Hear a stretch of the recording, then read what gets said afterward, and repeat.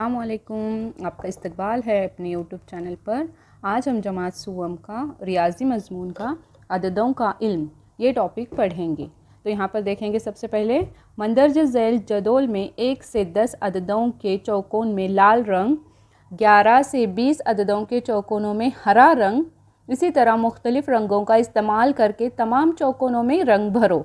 अब इस चौकोन में ये जो आदाद दिए हुए हैं इनमें से हमें तलाश करना है 1 से 10 अदद। तो उस चौकोन में हमें लाल रंग भरना है। फिर 11 से 20 तक के जो आदाद होंगे उस चौकोन में हमें हरा रंग भरना है। इसी तरह आगे 21 से 30 तक जो होंगे उसके लिए आदद अपनी पसंद का कलर भर सकते हैं। उसके आगे जो 31 से 40 तक होंगे उसके लिए अलग कलर। इस तरह से हमें रंग भरना है। जैसे कि हम 1 से 10 आदाद को यहाँ पर ढूंढेंगे। देखो सबसे पहले हम देखेंगे 1 कहाँ पर है। देखो 1 यहाँ पर है। तो ये पूरे चौकोन को जो है वो लाल कलर करना है।